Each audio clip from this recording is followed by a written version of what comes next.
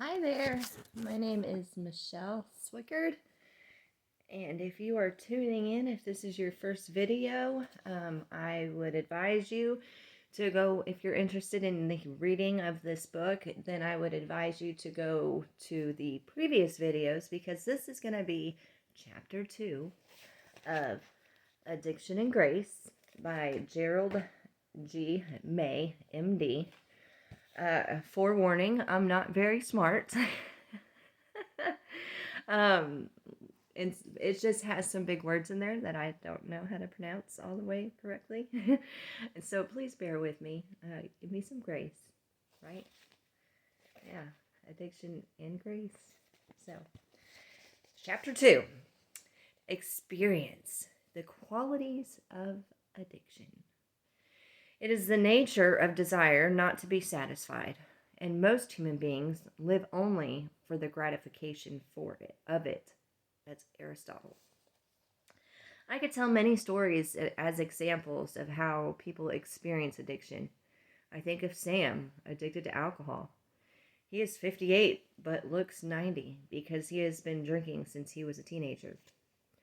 Once full of hope and dreams, he now languishes in a mental hospital. Doris, in contrast, leads an active and overtly successful life.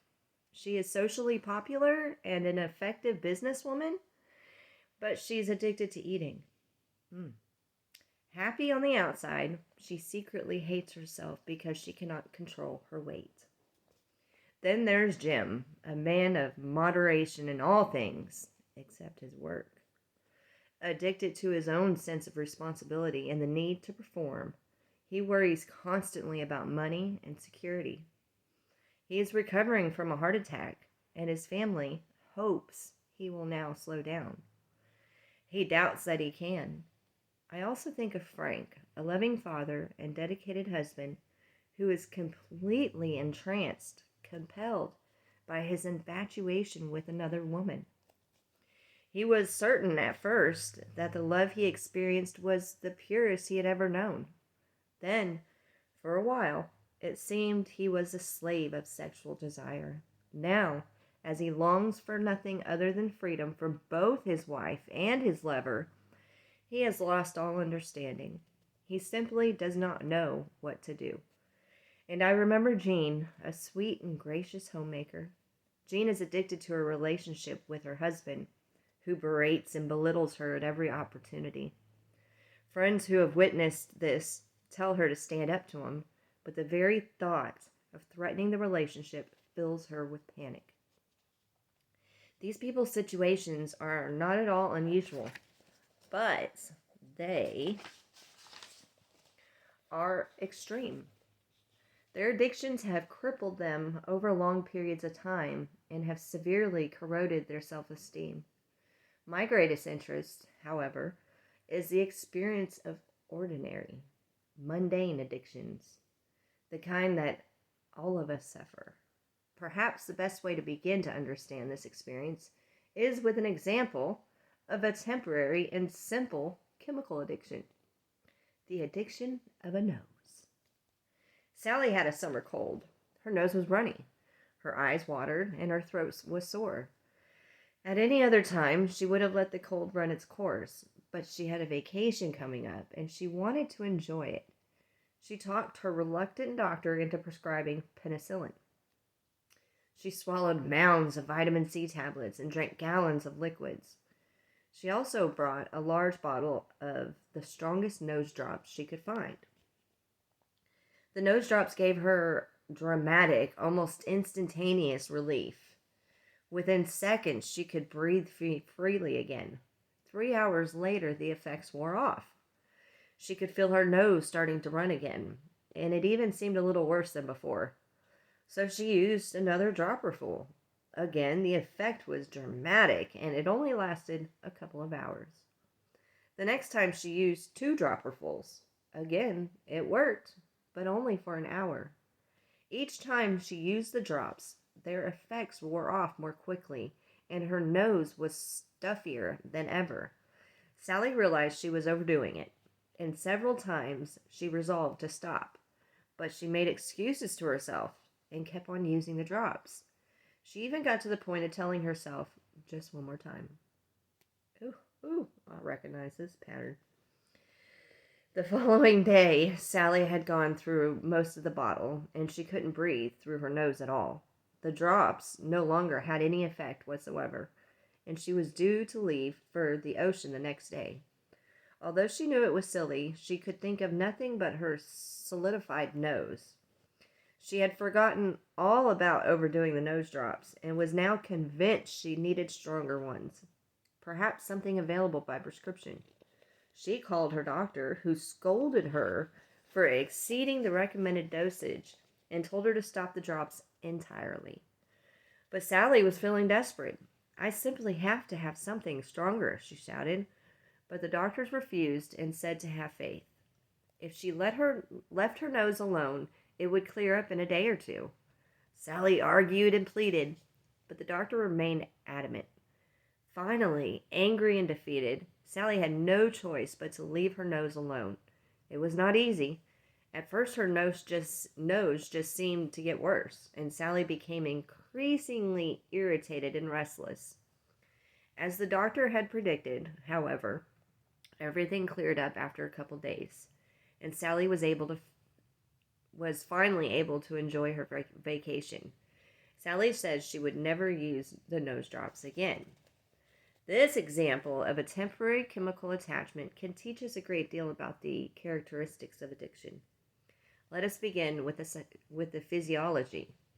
Virtually all body functions take place as a result of shifting balances among chemicals that have opposing effects. The body makes chemicals that stimulate the activity of glands and organs, and opposing chemicals that inhibit that activity. What actually happens in the body at a given time depends on these balances. Nasal secretions are no exception. Certain natural body chemicals cause nasal congestion by increasing nasal secretion, while others cause decongestion by inhibiting secretion. The balance between these opposing natural chemicals determines the condition of one's nose. The cold virus had caused irritation and an increase in natural congesting chemicals in Sally's nose. The nose drops contained decongestant chemicals, artificially made, but very much like the ones the body creates naturally. These artificial chemicals dried her nose up, but they also disturbed the natural balance. Trying to restore this balance, Sally's nose adjusted by producing more congesting chemicals and less of its own decongestants. Then, when the effects of the drops wore off, there were more natural congesting chemicals and less natural decongestants than there had been to start with, and therefore her nose was stuffier than ever. So she used more nose drops, and the vicious cycle continued until her nose was producing huge amounts of its own congestants and almost no decongestants at all. In trying to keep the balance, her nose had literally become dependent on the artificial decongestants in the drops. Her nose had become addicted. It had built up a tolerance, needing more and more of the drops, and she had to put her nose through withdrawal symptoms before it could find its natural balance again. This, in brief, is the way the body becomes addicted to substances. The substances alters a balance of natural body chemicals. The body adjusts to this alteration by trying to reestablish the proper balance. In so doing, the body becomes dependent upon the external supply of the substance. In the same way, people become addicted to stimulants, depressants, laxatives, narcotics, and a host of other substances. You will also note, however, that the struggle of Sally's nose was paralleled by a struggle in her mind, one that led to preoccupation, obsession, and even mild despair. Afterward, the whole thing seemed rather absurd to Sally, making such a big deal out of a stuffy nose. But at the time, it seemed beyond her control. She had made stupid excuses and rationalizations to herself to justify her abuse of the drops. Ooh, y'all. There was even a point during that last conversation with her doctor that she felt almost that she okay, hold on. That she felt she almost could have killed for just one bottle of really powerful nose drops. In addition, she experienced a temporary but very real impairment of her opinion of herself and of her concern for other things and other people. Her little brush with addiction had not only wreaked havoc with her nose and made her play games with her mind, it had also eroded her freedom, her will, and her capacity for love. I will be discussing all these physical, psychological, I have a hard time saying that word, and spiritual dynamics in greater detail, but at this point we can proceed to define addiction more precisely and establish its primary characteristics. The definition of addiction. Addiction is any compulsive, habitual behavior that limits the freedom of human desire.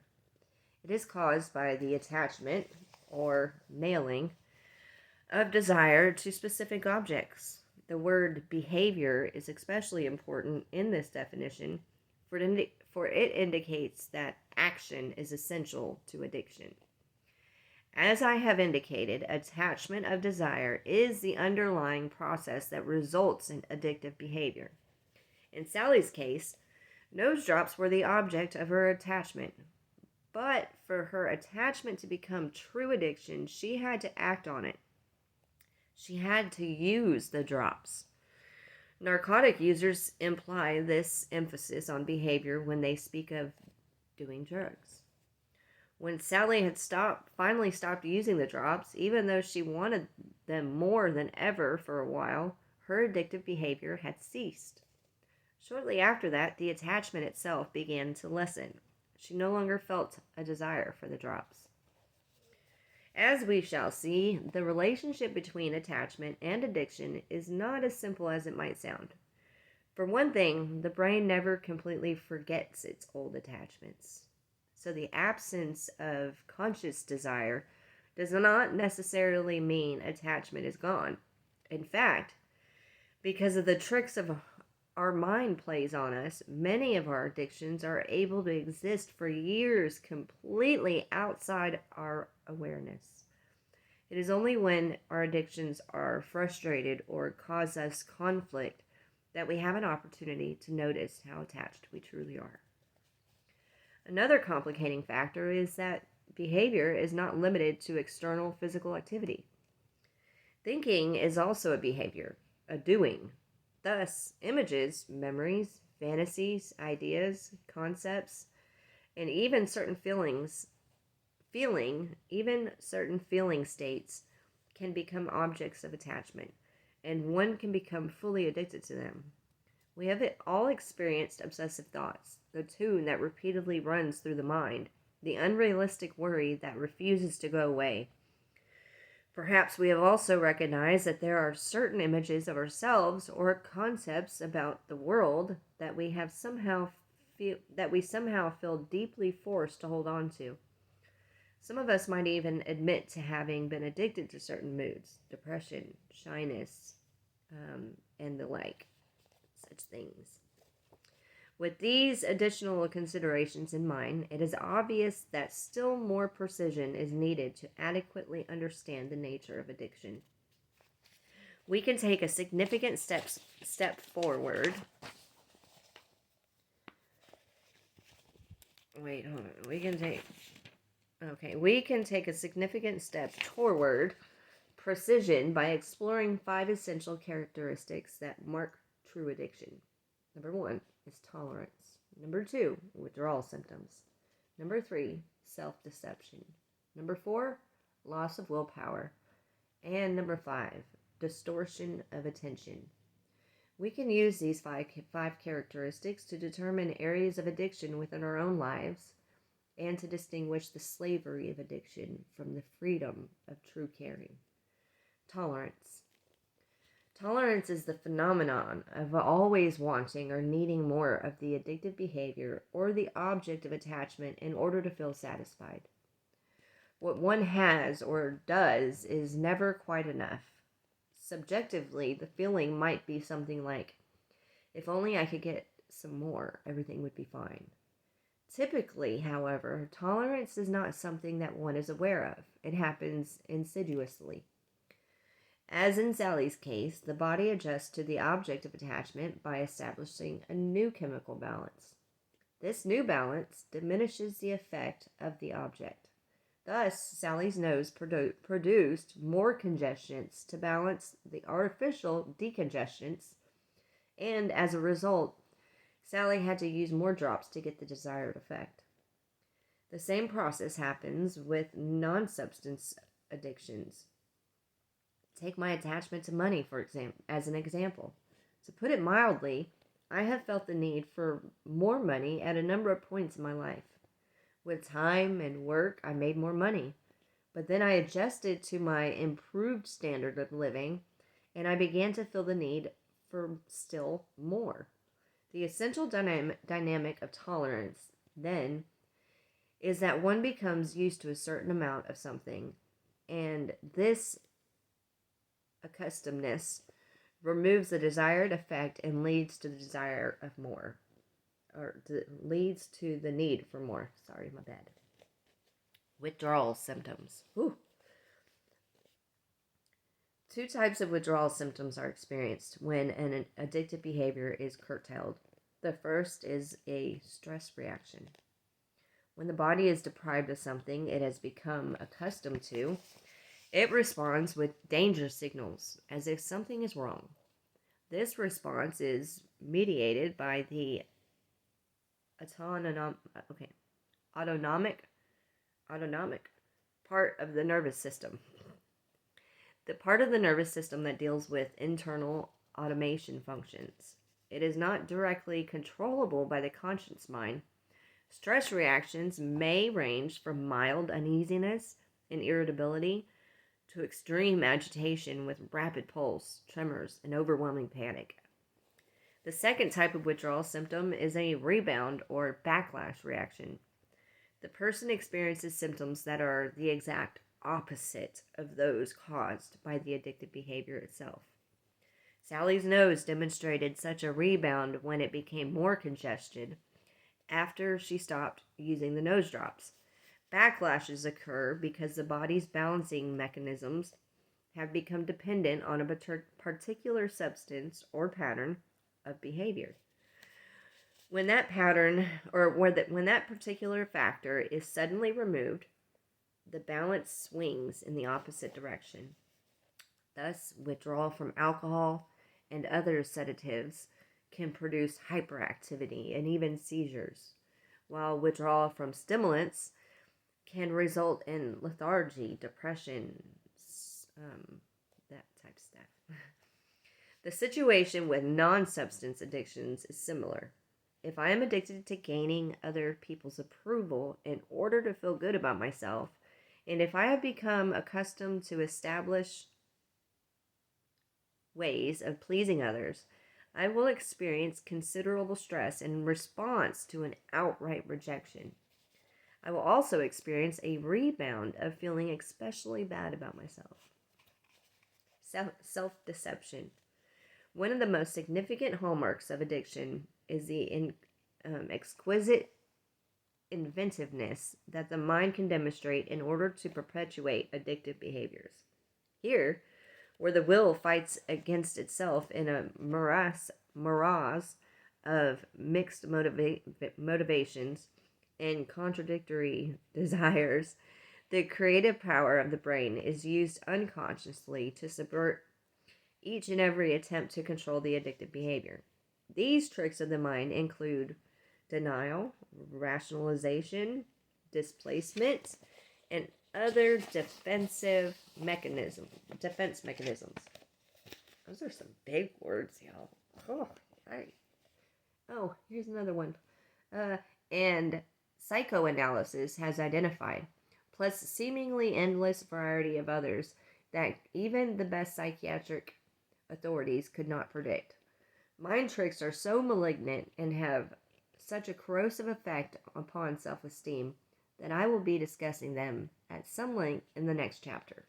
Oh, I know all about that. I don't know about you. I know about that. All right.